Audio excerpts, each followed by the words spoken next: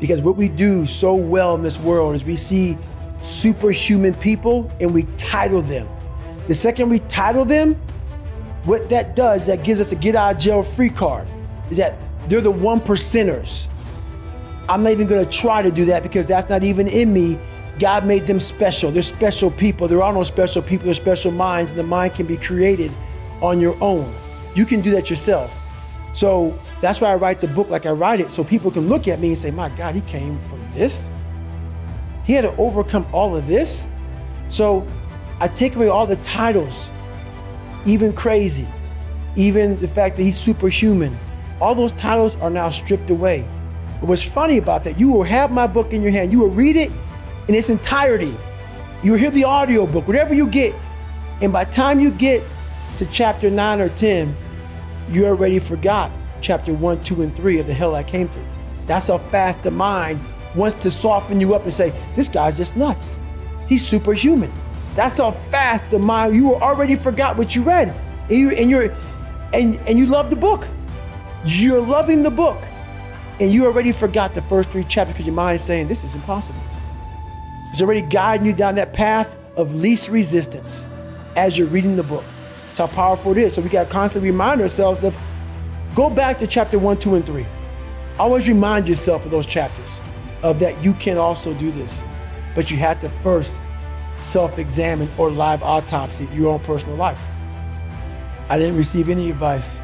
And that's the thing about it. When I grew up, I just didn't receive any advice. My family was in such turmoil that the best advice I received is from myself. And that has to be to study yourself, all the bad, because the good's already there. You need to study that. Study the bad stuff about yourself and learn from that and grow. I was very blessed to not have that. And and that's how I looked at my life too, not to get off the 5 questions, but I looked at my life in a way that I was able to find so much strength in negativity. I was able to flip it upside down versus me thinking, woe is me, my life sucks. I was able to say, my God put me in the perfect training ground to study myself, to become a straight up, scientist of my mind. But I was afraid to jump out of airplanes, afraid of cold water, afraid of myself. So there's so many things that can hurt me, but the biggest thing that can hurt me is myself, is allowing my mind to get away from the reality. We build a false reality in our minds. The real reality is the one thing that can, the false reality is the one thing that can hurt you. Yeah. The real reality is the one thing you can help and fix yourself. So this is very uncomfortable for me. Even though I'm comfortable with you, I know there's a lot of eyeballs on me right now, so it's very uncomfortable for me. I used to stutter real bad. So it's trying to be in a spot where I am in that monk-like mentality everywhere I go, and not allow the past demons of, even I'm successful now, but you still have those moments where you go back and your mind's like, remember when you were 6 years old and you stuttered profusely at this play and you were so, it's those things that come back to you all the time. So that's what it is. I tell myself, I used to believe I was the weakest man that God ever created. So now I believe that I'm the hardest human being that God ever made. I don't care if it's true or not. It's the most important conversation to me. It's the thing that drives me every day. It's the one thing that keeps me going every day, is that you must constantly be that man that you want to be.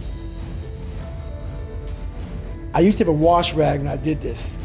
And you know how you take a shower, you have a wash rag and a cloth, and you're sitting there and you're just lathering up, and before you hang your rag up, you want to get all the water to come on it and get it all the suds out of it. You want to wring it out, and you want to hang it up. So my big thing is, when I live my life, I want to make sure that I wring that wash rag out, and that wash rag is my soul. And I also believe that we're going to end up one day meeting a maker, if you believe in one. And I believe that maker knows everything about you. Everything about you. Knows I was going to be here and talking to you. Knows everything. But you also have a choice to make. You have a choice to make. You have choices. And the one thing that scares me to death in my life is getting to heaven and not being where I was supposed to be.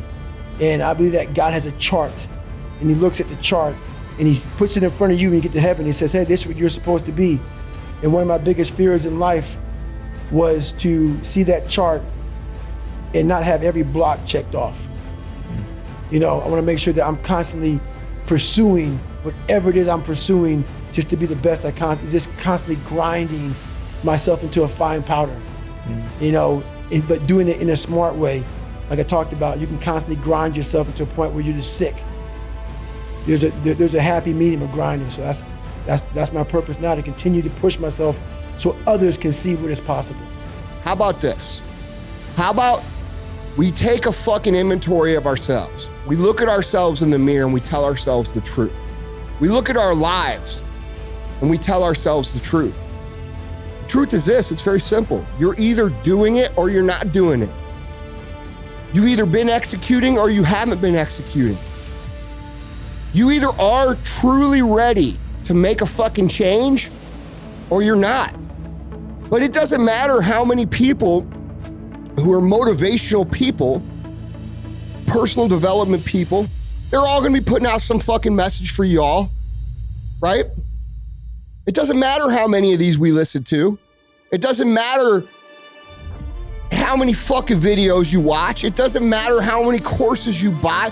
It doesn't fucking matter. What matters is what you're going to do.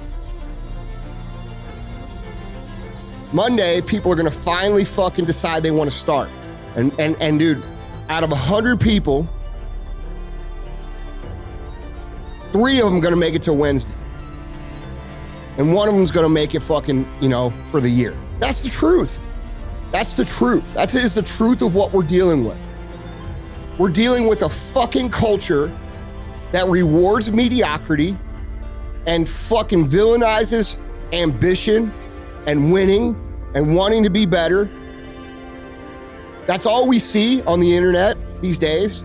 Very rarely do we celebrate other people winning. Very rarely do we celebrate other people's accomplishments. Very rarely do we celebrate people changing their lives for the better. We live in a victim fucking society that's full of fucking weak ass motherfuckers. That's the truth. Who can look at a before and after picture and instead of fucking saying, God, dude, fuck yeah, man, that motherfucker did it. That dude lost 100 pounds. That woman got her life back. That person built a multi-million-dollar business. And because we're so weak as a society that we can't celebrate other people's success, we make up this fake victim bullshit about diet culture or fucking success culture or all this shit to make other people feel better because they feel bad because they won't do the shit. Look, man, this is the truth. This show's called Real AF, and it ain't for everybody. I ain't for everybody. I ain't trying to be for everybody. Some of you are gonna do it and some of you won't. That's the truth. Now, if you wanna do it, if you're committed to doing it, if you're ready to make a fucking change, there's lots of people out there with lots of good information that can help you. But at the end of the day, not one of those motherfuckers gonna do the work for you. Not one of those motherfuckers can do the work for you. And you guys are out there consuming this shit, taking in all this shit, talking about how you want it, thinking about how you want it, and then looking at other people and fucking hating on them for doing what the fuck it is that you wanted to do. You're either doing it or you're not doing it. And your fucking life tells the story. There ain't no fucking unfair bullshit happening here. There's no fucking, you're not a fucking victim. You're a victim of yourself. You're a victim of your own fucking bitch ass voice that tells you not to do the shit that you know you're supposed to do. That's the truth.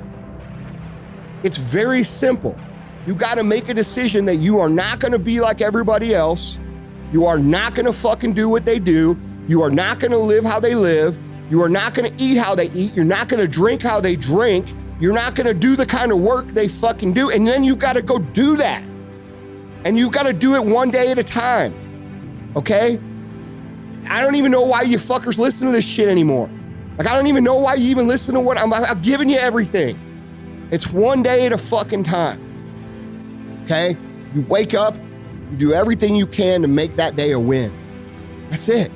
That is the fucking secret to this, dude.